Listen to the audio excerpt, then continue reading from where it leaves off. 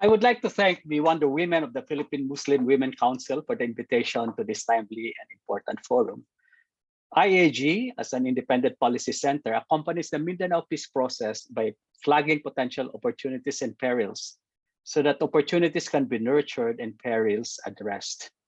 Our analysis is informed by data and evidence, and we conduct consultations with experts, key stakeholders, and community leaders in fulfilling our mission. My presentation this afternoon is informed by this independent lens.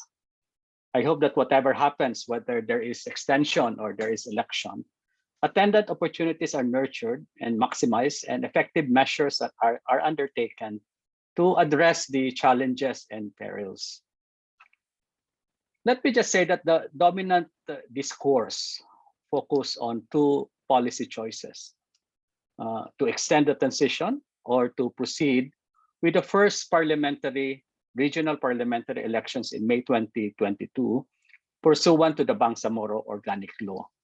The bills filed in the House and Senate for canceling or postponing the first regional parliamentary elections to 2025, or there's one for 2028, flow from the assumption that postponing the elections is both the logical and necessary step and consequence for extending the transition period.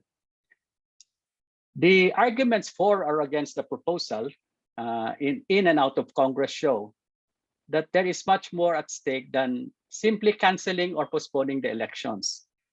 While the issue has resulted in impassioned debates and division, the good thing about this process is it has helped clarify and question assumptions and deepen the analysis. So the debate is an opportunity to revisit and examine the place of the transition in the peace process. Now, the peace process agreement and the Bangsamoro Organic Law lay down the two tracks. Okay, the first is the political transition, which is to transition the regional government from arm to barm, from a presidential to a parliamentary system. And the second track is the transition from conflict to normalize post-conflict communities. So the relevant issue there is what is being extended? Which track is being extended? Is it the political track or normalization, or both? Now, the political and normalization tracks are distinct in fundamental ways. And I will share my screen and show you just one slide to show these differences, no? Between, let me see, okay.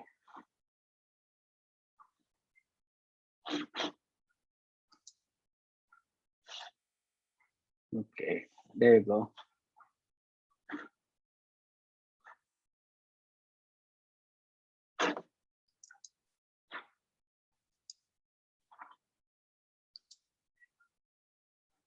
Okay, so these are the two tracks, the political track and normalization track, and these are distinct tracks. No? So the goal of the political track is to prepare the ground for the first Bangsamoro parliamentary government. No? For the normalization track, it is to transform the armed struggle to peaceful political participation. So you have decommissioning there, then you have transforming camps towards what we call normalization. And this normalization has different components also. Note that as a source of mandate, the political track flows from the Bangsamoro Organic Law. Well, the source of mandate of the normalization track is the comprehensive agreement on the Bangsamoro.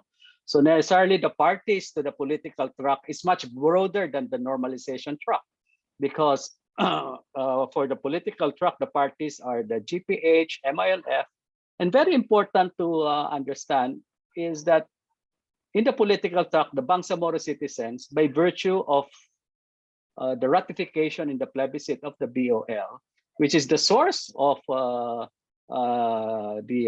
political track, are parties to this political transition or the political track. While in the normalization track, that is only the parties there are the GPH and the MILF. In terms of implementation, the implementing actors okay, or actor for the political track is the Bangsamoro Transition Authority, while in the normalization track, it is the GPH MILF Peace Infrastructure. So when you say that you are extending also the normalization track, then that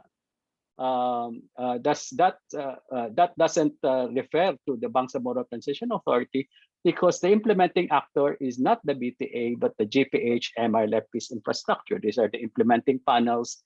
Then you have the joint normalization committees, etc., etc. No, so and then the end is different also. No, so how does this terminate? No, for the political track, that is terminated by the election of and qualification of the chief minister under the first parliament, while in the normalization track, it is the signing of the exit agreement. No? So when the parties, GPH, MILF, agree that the implementation, that the terms of the comprehensive agreement of the Bangsamoro have been substantially complied with and implemented, then they will now sign what we call the exit agreement. No? So let me just stop sharing. So what we see here, okay, so while they are separate and distinct, no? The political and normalization tracks, they are linked because they are a product of peace negotiation. So that's, I think that's fairly clear. However, in the discourse and extension, the issue is to what degree we should link or separate the two tracks. No? So, and then we see the varying degrees of connectedness, no, from the arguments raised by the proponents. If we examine the resolution number 93 of the BTA, okay, that kicked off the campaign for the extension of the transition, it is interesting to note that there is no mention of postponing or canceling the first parliamentary elections in that resolution. Number two is that cited as one of the reasons for extending the transition is that the rehabilitation and development of the MILF BIAP members and its decommissioned women auxiliary forces, and even the MNLF BAP members have not been fully realized and implemented. So this was raised as a reason for extending the transition.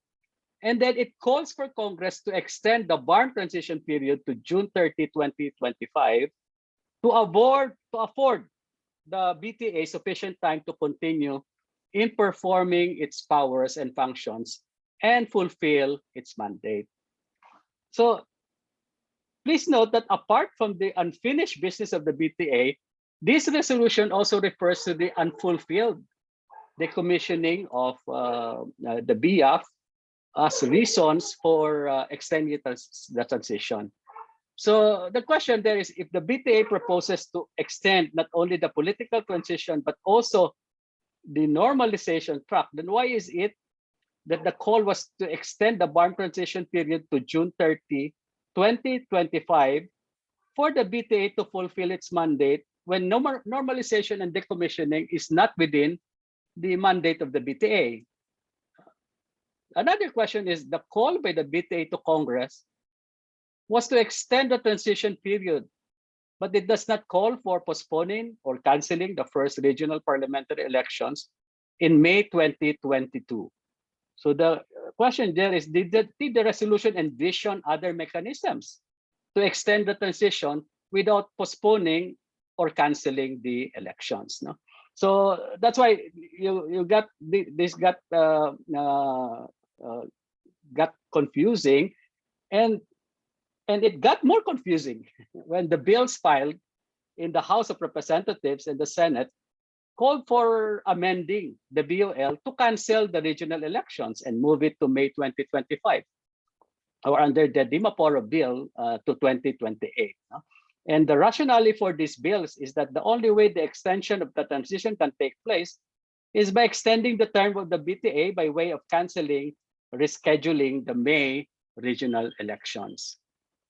So this framing may be correct, assuming that the bills envision the extension of the political transition, because this is a process that falls under the jurisdiction of the BTA.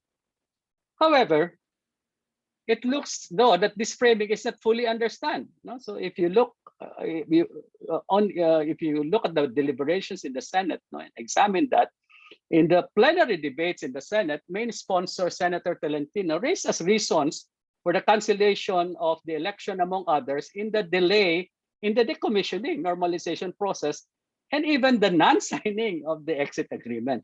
So the impression thus created is that the extension is not done and no regional elections can take place until the full implementation of the GPH-MILF peace agreement and the signing of the exit agreement.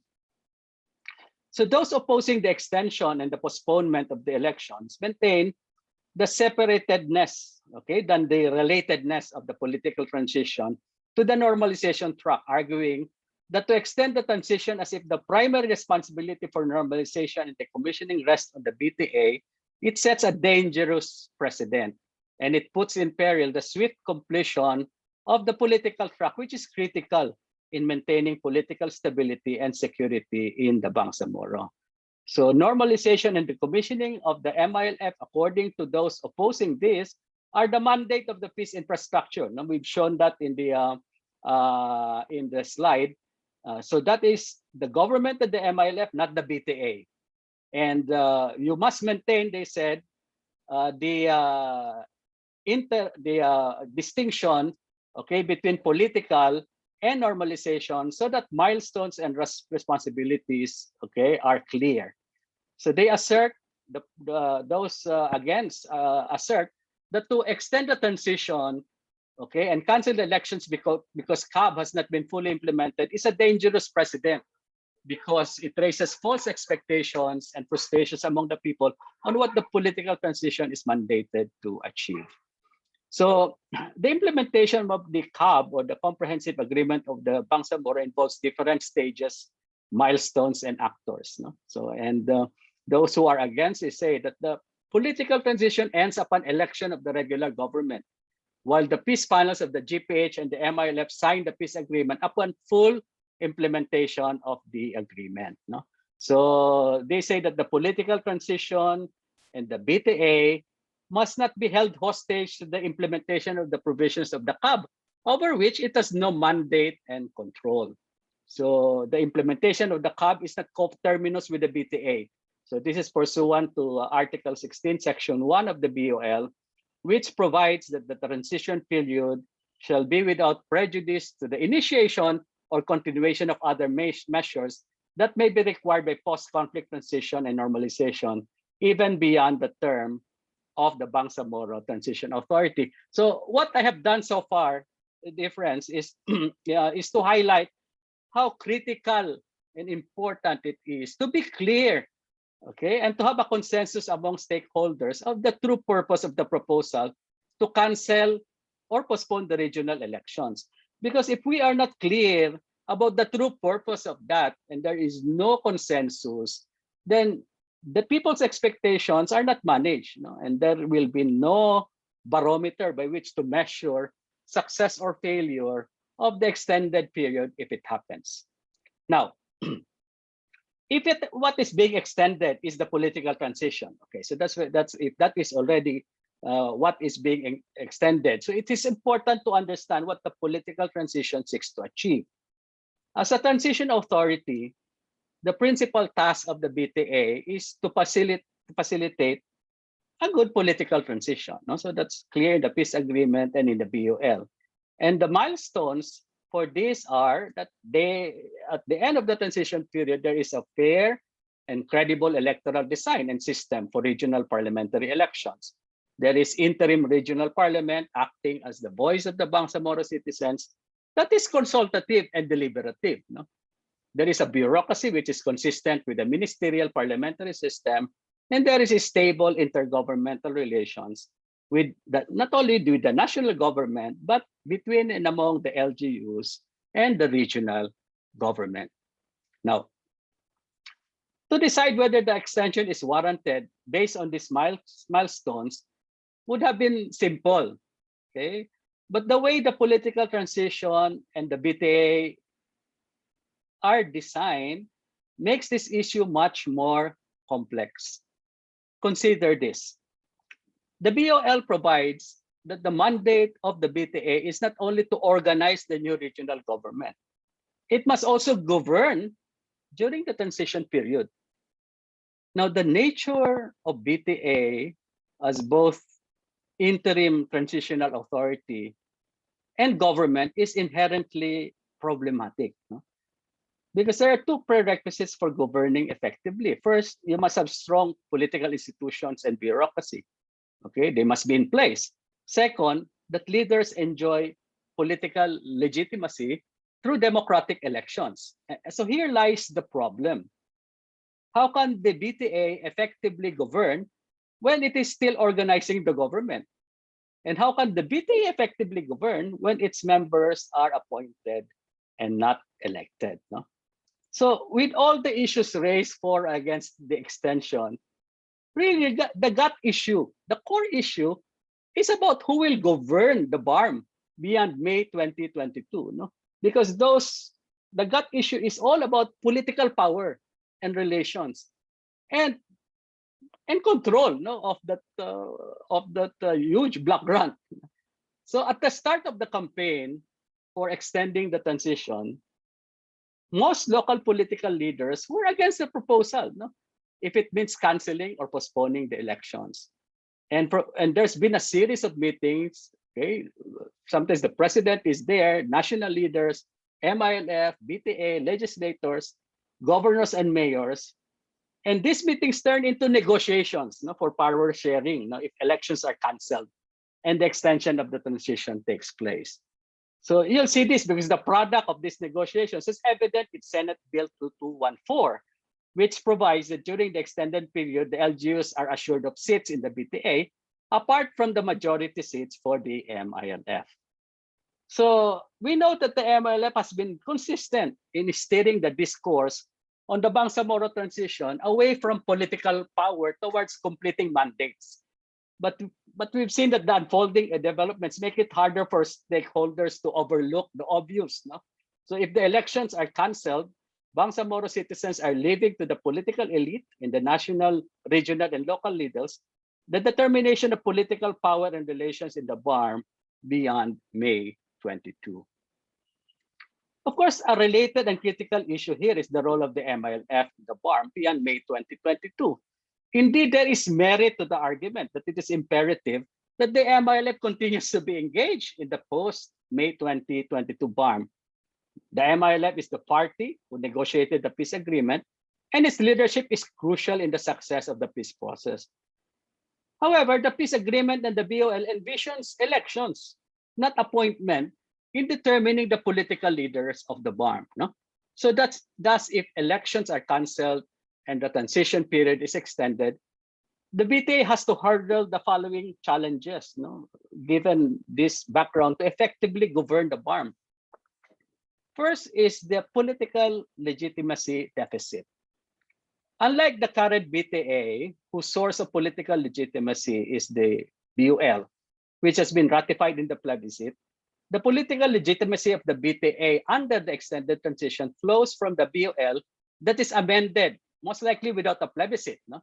And from the support of national and local political elites, whose cooperation we know does not come without a price. So the mandate then would be susceptible to transactional and personality-based politics and governance, which may hamper the ability of the BTA to institute reforms and build effective institutions. Second is the challenge of inclusive governance, no? Particularly in building the parliament as the voice of the Bangsamoro. The current BTA is yet to evolve as an interim parliament that is truly the voice of the Bangsamoro. No? So checks and balances, which is the hallmark of a real parliament, are still absent, considering that priority bills can only be filed by the government of the day. The third is the challenge of rebuilding the trust of citizens to the BTA and the peace process. So doubts and questions have been raised on the credibility of the peace process and the BTA in this highly charged and divisive debate on the extension. So if it's going to happen, the BTA must adopt measures to build or rebuild its credibility and its trust relations with stakeholders. To address these challenges, the MILF may have to consider leading not as MILF. And this has been a suggestion of IAG for the longest time, okay, that MILF consider leading not as MILF, but as United Bangsamoro Justice Party. With UBJP at the helm, so that's the political party of the MILF, then there is opening from principle-based policymaking, there is opening for inclusive institution building, as UBJP can enter into alliances with other political parties under a reform agenda. So the BTA in this case can model a parliament that is founded on principled political parties. So there is still much to be said, but for lack of time, I hope that I was able to present the most critical issues for your consideration. Thank you so much for this time and opportunity to present to you. And I'll look forward to the discussions later.